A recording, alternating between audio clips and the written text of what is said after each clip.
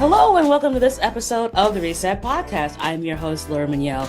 This is part of my 29 Digital Magic series where I get to interview 29 phenomenal Black women during Black History Month. And today I am super delighted to have Wendi Wallace, consultant and strategist on the show. She's got a great story and I can't wait for y'all to listen. Hi, Wendi. Hi. Hi, Laura. Thank you so much for having me. Sure, a long time no see. I feel like I've talked to you like 3 times this week. At least. At least. And as always, first question is always fun. Answer is always hilarious. I'm sure yours no different. So, Wendi, what was your all-time favorite job? My all-time favorite job. So actually, I'm going to give two. You're allowed. Thank you. My best and favorite job is an unpaid one, but it is Big Sister. It's my proudest thing that I love doing.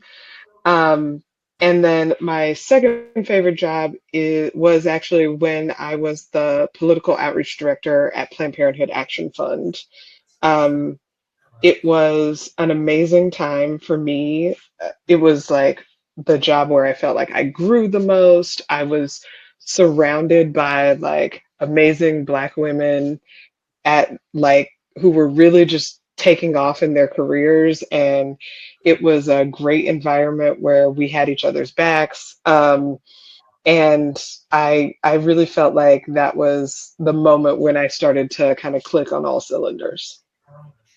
Awesome. That's interesting. Like you're the in this year's roster of 29 days, you're the second person. Latoya Christian said the same thing too. Like her job where she was around like really awesome other Black women who in the early part of her career who gave her like the collective hug, Yeah. um, really changed the way her experience in corporate felt. And I think it's so important to have that because when it's not about being crabs in a barrel. It's like, hey, let's community, let's all try and do our thing. But also, I'll check you if I see that you're That's because right. it's necessary. It's necessary. Like it is necessary. Yeah. And I think it's so when I think about people who have like, again been very successful, especially knowing how wacky and weird this world that we are in, it's like if you get that off grip where it's like you see what's possible and you can and it doesn't feel like it's so far away. Like if you see it on TV, it's one thing, but if you're seeing it at a coffee station, it's a whole other bucket. Totally. And it's so impactful in terms of helping you build out your career. So we're at Planned Parenthood, and now we're sitting here having this chat. What was the career journey that got us to where we are right now? The career journey that got us here, it really starts in 2007 when I moved to DC. I sort of picked up, I had been more in a corporate, like banking finance trajectory, and I really wanted to go back to school. And a friend of mine from college she recommended that I go to DC because she was in upstate New York and she felt like we could meet in the middle in New York City, which we did a couple of times.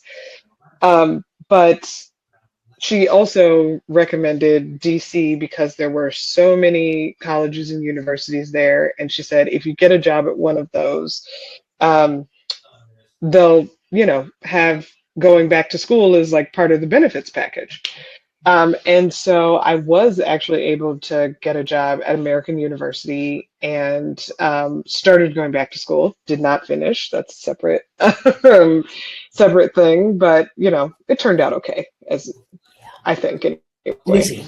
Yeah. Um, but I started there on a State Department grant, doing crisis management training for senior level foreign officials. It really taught me a lot about principal management, and managing logistics and all of that kind of stuff, which would serve me well later.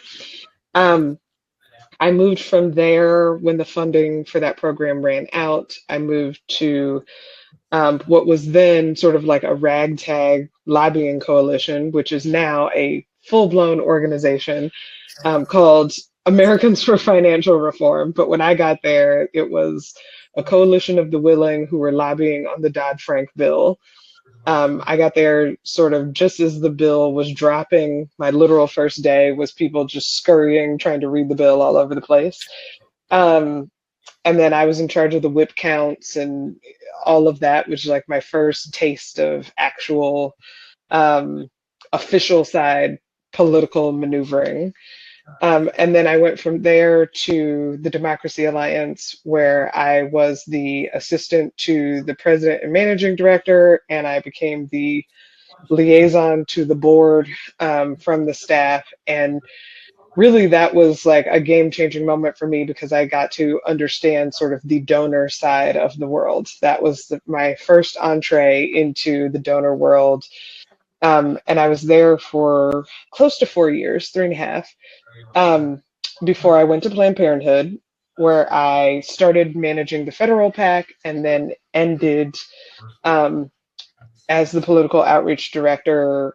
So I then had a team. We were covering everything from um, House and Senate endorsements and contributions from the PAC to like our relationships with party committees, all of that.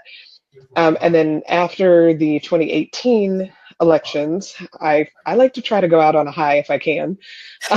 So after the 2018 elections, I was like, now's a good time to exit while like we're still riding high. And I went to the Democratic Governors Association and became the deputy executive director there for the 4-year cycle that started in 2019. Um, and so I was there through the 2022 elections, stayed for some transition stuff in 2023, and then made the switch to full-time consulting. And here we are. So you've been at the forefront of all the like really important bills and like moments in politics in the like last 10 years. And you're like, yep, just back here, chilling the cut, making sure things are happening and like doing everything. Hey. Someone's got to do it. And when in doubt, put a Black woman in charge, because let's just be real about this. Like, that's right. It's not even complicated here. So when you think about like, you kind of had this really interesting window into history at, 3 very unique administrations. Like obviously you were there during Obama, you were there during 45, and then during Biden. Like, what's the world like at that when you're kind of like transitioning from those different sort of organizations? Like, can you make things work? Like what was it like to witness all of that? Yeah, I mean, for me, because I wasn't in any of the administrations, so I had like a front row spectator view. I think one of the things that was really interesting is how the rumor mill. I mean, DC, as anybody who's spent any appreciable time there knows, is a city that runs on rumor and gossip, right? Like it is. What's the Chiefs May? Who knows what? I heard this thing. What have you heard about it? Kind of city. And as such, transitions are always full of that. Like we heard a lot of stories about the transition from Bush 43 to Obama, everything from like they took all the W's off the keyboards on their way out. Like all the keyboards had no W buttons, just like petty but cute and fun, right? Like harmless, okay. Right? And then when the Obamas were leaving and the 45's team was coming in, all the stories were like, these people truly don't know things that we thought they would know. Like, it was everything. It was like, oh no, these people, how many of these people are still going to work here later? It's like, none of them.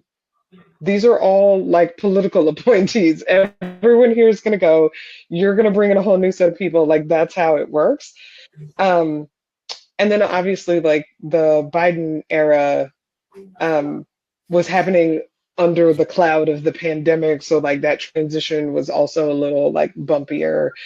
And like trying to fill positions. I think the other thing that people don't think about that I always find fascinating is like how the rest of the city shifts to accommodate the whatever administration is coming in. Like I always tell people, I'm living in New York now after a lot of years in DC, and people have asked me, do you miss DC? And I'm like, no, because the place I miss is a place that doesn't exist anymore.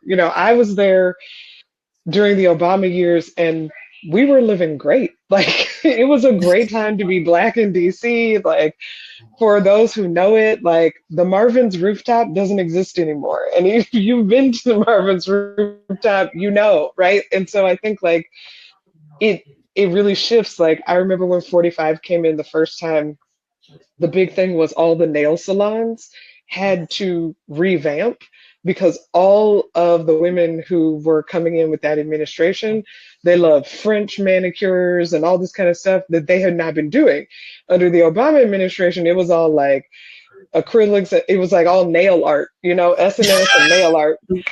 And like these women were like, we want an acrylic French manicure. And everybody was like, let me go back That's and to find remember that how to do from the that. 90s. Yeah, I don't know how to do that anymore. So it's like that kind of stuff, like the restaurants, the hangouts, the like I think the policy gets a lot of attention, but like there's some life stuff that happens too that I always find interesting. Yeah, that kind of stuff is like fascinating to me because I think, as anything, people don't realize what how it affects the city. Like, and Yeah, like the simpler stuff, like the nail thing is a great example because you think about it, like, yeah, like if I can literally go and get like an incredible multicolored design, I could probably get the right. White House on a nail, like, and someone will do that for Correct. me. And like, and it's like a Tuesday. And now you're like, you want a French manicure, like it's 1994 at your prom. Right. Like, Everyone's what like, does that we even haven't been mean? doing that. We don't know how to do.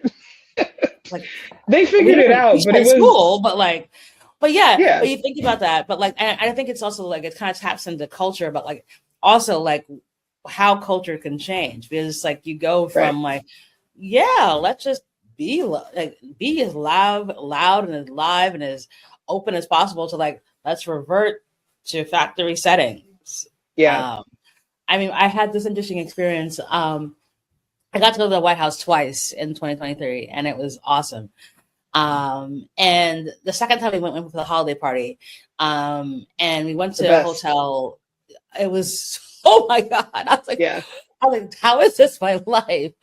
And my friend and I went to like a hotel nearby to go get a drink afterwards, and like it was like full of all like the DC Hmm. people you see on television, on like commentators, and obviously elected officials.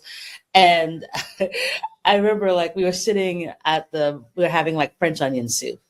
Uh, and literally, Ben Crump walks by and he goes, "Hello, sisters." And he like shakes our hand, like, "Good Hmm. to see y'all," as if he knew who we were. And I was like I literally at that point had a big corporate job, and so like, and my Hmm. friend was my second in command at our big corporate advertising jobs. We were not DC people, but we had like dressed the part because like we have home Yeah. training, so I could easily have fit in to be someone who was like obviously someone who was involved in some degree of politics. But I just think about that where I'm like, if I were to do that now, that would never happen. Like, Yeah. like The the difference little that. things about the city and the culture, because like we got lost getting there, and like there was a black guy who was like outside one of the hotels. Like, oh no, y'all just make a right and keep going. You'll find it. Blah blah blah. And like when I went in the summertime to the first time for the White House, same idea. We went to brunch in DC. Hmm. I had heard that brunches in Oh, DC are a time, but oh yeah. oh my god. Yeah. Like, I mean, it was, I hate using the word lit, but it was, like, Brunch in DC back in the day, not anymore. Now it's all time limits and, whatever. But it used to be like an Olympic sport back then. There were multiple locations where you could have a bottomless brunch, which for those of us who are uninitiated, it's two types of bottomless drinks, bottomless food. Dangerous. oh Okay? my word. Dangerous. But they were like, maybe if we give them the food too, they won't, turn up Be as much. False. false. Incorrect. What? But Who raised you? What would you, it just means we're going to be here till, 3, 4 p.m. That's it. Like, and actually not drunk because you fed me. So I'm to keep on drinking. Like, that's right. Yeah. A DC brunch is a thing everyone should experience at least once. I mean, like I said, the brunch we went to, I was like, this is amazing. But also, Yeah. I need to get, I'm gonna miss my flight. It's like, And DCA, as long as you're flying out of DCA, you got it. You're fine. it's every 45 minutes, it's back to New York. It's fine. But I was like, Yeah. whoa, like, I need to pack and get back to, okay, all right. Well, Oh, that's a miscalculation. You always pack before you go to brunch. You yeah. can't be Yeah. packing Again, after. I did not know. It was in the itinerary. I just was following Mhm. along. Going to a DC brunch. I didn't know. Yeah.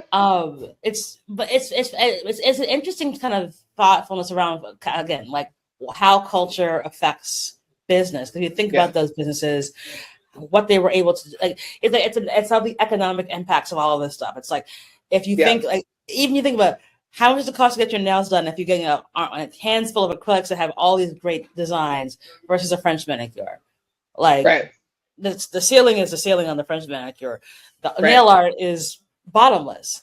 The brunch Right. is normal, like it is, pancakes, eggs, scrambled, two sides, bottomless, bottomless. Like it's just really interesting if you think about like the economics of culture and how that plays into cities. And it's not something people ever talk about, but it is Right. really, really fascinating when you think about like actually when people feel good and are open to do lots of different things, that opens your economies up in ways that you probably hadn't even thought about either, where it's like, oh, like I can have a bottomless because the people are there who will be down to do that. That's right. um Yeah. so that's really, really fascinating. Yeah. No, I mean, I think also just like people were out. I think now, like, I'm going to DC this coming week for work, and it's like trying to draw people out is a lot harder. Like, there's a lot of like depression, frankly, among the people that I know. And I think it's been a very long and a hard winter for everyone, probably on both sides of the aisle, that it's just, it's gloomy, it's dark. People are not interested in being out. And by extension, restaurants are like grand opening, grand closing. It's like, oh, Yeah, we went this place. Oh, that place isn't open anymore. Oh, okay. Where yeah, should we go it's now? where do you go? What should we do then? How can we support other businesses where it's like, I don't know if they're even still open, so Right. there's that. Yeah. Yeah, wild. So, kind of looking back on like everything you've done so far in your career, where do you think you had the kind of moment of reset? I mean, hands down, the pandemic. Like, I mean, it was, and it's actually a little bit after, like, mine was a little delayed. I feel like a lot of people were in the pandemic due to job loss or, all kinds of other setbacks. They were able to, like, take a minute and take stock. I didn't really do that. Like, I was working at the DGA, and there was so much being required of governors at that time that our team went into hyperdrive. Like, so I think I remember this, the first day off I took was like Good Friday. So I think we were solidly in April before I took a day off. And from the time we closed the office, which was the 13th of March, Friday the 13th, um, so it had been about a month, and like we did calls every single day. We had meetings every single day. We were trying to figure out how to be helpful to teams. And I really felt like that was some of the most impactful and important work that I ever did. Um, there's probably some trauma bonding that's happened between the people I knew at that time, but I wouldn't trade it. I think after that, though, and the way like work has changed, it led to me being like, okay, maybe we need to hit the pause button a little bit here, like, and reflect and figure out like what is it? What is the next thing? What is the next challenge? And how do you get from A to B? And some of that I'm still trying to figure out, to be completely honest. But that was the moment. So I feel like for me, it was a little bit post what most people would think of as the pandemic. So it's like 2023-ish. I start to like try to figure this all out. Yeah, and I think you're right. I think there's the thing that's interesting about the pandemic is that we never actually got a break. Like it was, That's right. yes, we stopped working, we were all home, but like we never had sort of like the moment or the moments to be like a horrific thing actually did happen here, Yeah. and we should sort of take stock of that and do like the national "Are You Okay" day. Like I was always waiting to see if somebody had, and I guess obviously previous administration, whatever, to Yeah. realize that like you needed a moment for folks to reflect on the horror that had happened. And What you happened know, to them? because it's like everyone had this collective, mental trauma. Like no one walked into March 13th like, oh, it's a regular day, and then walked out on April 13th like, oh, also a regular day. Like, no. Right. Yeah. Like the things we saw, the things we heard, the things we read about, like all coming at us at the exact same time.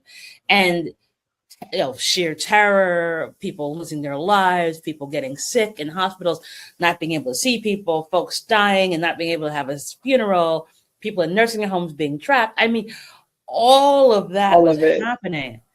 And so it's collective trauma. And then you want people to work, and then like, Right. why are you surprised people don't want to go back to the office? Like they are Right. traumatized. Uh, Um, my sister said a thing to me when I was like, I think I need to leave DC. I'm thinking about moving. And when I started to think about moving to New York, I said I had come here for the US Open, love a good tennis match. And I saw some friends and I was just like, it's like, I just feel different. I think like maybe it's New York for me. And she said, I think I think New York could be great for you, but I also think you can't always heal in the place that traumatized you.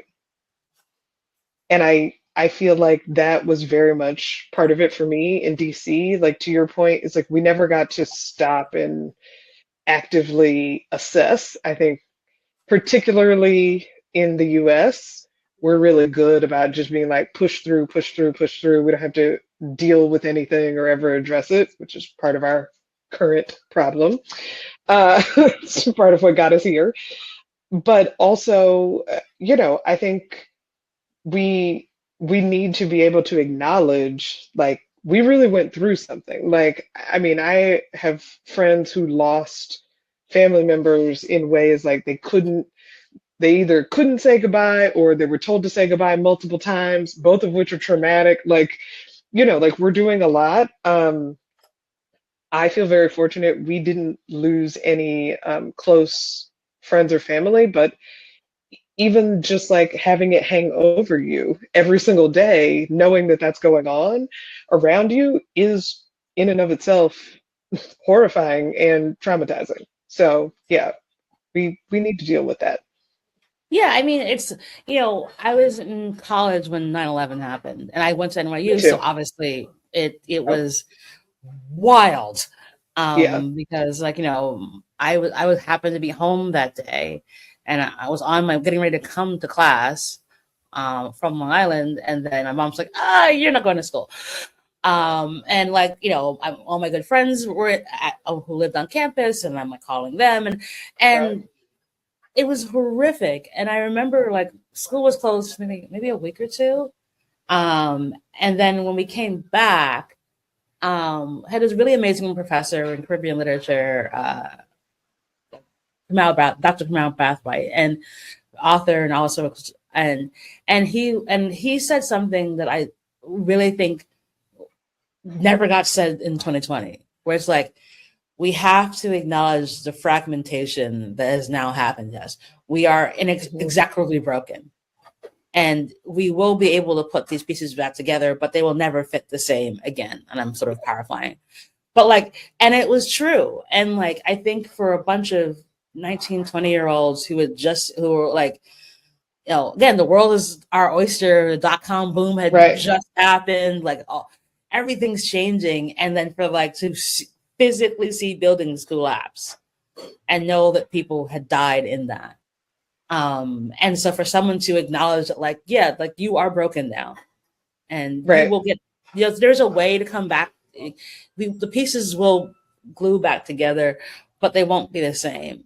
And I think that was very important to have, at least have that acknowledgement. And I think the thing that was missing in, you know, obviously because again, folks didn't understand, and I guess also couldn't wrap their heads around it. But like, Yeah. yeah, someone did need to say, like, this is horrifically tragic. Um, like it is going to take a very long time for people to get over this. Like there's some folks who like will never get over this because unbelievable tragedies have happened to them, and or like they just were home watching this. Right. Like, and you know, kids, the way kids go to school, and like you talk about all the Gen Alpha and Gen Z and why they have trouble socializing. Like you have to think about like all this trauma is happening to them when they're little kids, on top Right. of their parents witnessing also. So you can't be upset at them or like why the things are not way when we were kids. It's like no, that It's it's different, different. Yeah. and there's It no was way to always going to quantify that. be different. But yeah, but then we layered this also really enormous thing on top of it, which yeah. Yeah. And yeah, I don't see, I think it's going to take a very long time for folks to finally do the thing where it's like, yeah, horrible. And you can't fault anyone because again, like you're trying to push through and like there's so many bad things happening. You're trying to like get people to like have a semblance of normalcy. And there's noise coming from left, right, center, so it makes it even harder. But I hope in the future there will come a time when there is sort of this like collective, I don't want to call it grief, but like acknowledgement a day. Like we all know what 9/11 is. Like everyone knows Right. 8/25, 8/53. Like we know those dates. We know those Yeah. times. And I think there's gonna have to be some sort of like national day of remembrance uh for people, all the folks. Because everyone lost something. Like who you Yeah. were on March 13th, who in 2020 versus 2021, 2022, different people. And so Yeah. having that acknowledgement, I think, is really really important to helping us figure out where we go next. But I speaking of agree. where we go next, especially in this kind of very unique moment that we're in, what's one thing you're really grateful for? Ooh. I'm grateful for community and family. Honestly, I feel like it's the place and the people that I always come back to. Again, with like the fact that I don't miss DC. It's like I don't miss the city or the space. I miss the people. And I am very grateful that like a number of my friends now have to come to New York on fundraising trips. And so then I can badger them to like make time for coffee or a drink with me. Because I'm so close to the train station. I'm like, no, you're gonna pass right by me, so you can just stop right here. Um, but I also think it's the thing that grounds me when I'm like spiraling out or things are hard. Having a strong sense of community and family. I have a very large definition of family. It includes chosen and and blood relations. So that's it for me. I love that. And thinking about everything that you've done so far and the world that you've gotten to see, what do you think you'd tell 18-year-old Wendy? Ooh. I would tell her um, do more, like be less cautious, actually. I was very cautious. I've like sort of always been an old person. Um, yeah, and I I would also say don't be afraid to fail fast. I feel like it was a little too late in my journey when someone was like, okay, like let's try it and just like try to fail fast. If it's not going to work, like let's cut bait and get out of there. But like it should work. So, but we should just try it. So that's what I would tell her. And travel Like more. go. Figure it out. Just go places. Yeah, Yeah, same. I would like just go. You'll figure it out. You have no money, so what? Lots of places are free. Like right. Lots of people also have no money. They figure it out. Like you'll be fine. you're resilient. Awesome. I love that. Okay, last question for you. Do you have a give and or an ask of the audience? Um, so a give, I am always quick with the book recommendations. So my give is that everyone should read The Whiteness of Wealth. It is by a Black woman who her name is escaping me right now, but it's definitely called The Whiteness of Wealth, and it talks about the tax code in this country and like how it was set up and who it is meant to privilege and who it is not. Um, and I think it is a fascinating journey and description of like how we deal with money and how we interact with money. Um, and in that same vein, I would say read The Psychology of Money. That one I got from like a bunch of bro podcasts, and I heard it so many times that I was finally like, let me check this out. Um, I I feel like as Black women, we don't have enough money friends, as I like to call them, like people who we're actually talking about money with. Um, and so I'm always just looking for more and trying to expand that conversation. I think both of these books do that. So that's my Awesome. give. My what is the other one? Get or ask? Ask. Ask. Okay. So I want it to be a give get. I think that's a fundraising knee jerk reaction. I, I feel like that's Understandable. fundraising language. Yeah. Um, ask is I'm gonna say it is we grew up supporting food banks. Food banks. My mother was the founder and organizer of a food bank. We used to go and shovel carrots into bags, like frozen carrots. Like we were always volunteering. I physically show up and volunteer less these days, but I always try to make sure that's a part of my charitable donations. And I think, particularly in this moment when so much is happening and the economy is so in flux, like we need to be cognizant of that. And so I would encourage people to make a donation to your local food bank, find out if you feel like your local food bank is going to be too flush, which I don't really think is a thing, figure out a place where you can connect with a food bank. But people are going to need help, and I think things are going to get harder before they get better. So that's what that is my ask. Awesome. And a really good one. And I'll put some links down for some really good food banks here locally here in New York. Because it's necessary. It just is. Wendy, every time I talk to you, I always feel like 10 times smarter. So thank you so much for being on the show. You're just a ray of like awesome wisdom. And it's been a delight having a conversation with you for 29 Days of Magic. So thanks again. Thank you so much for having me. Awesome. And that's our show.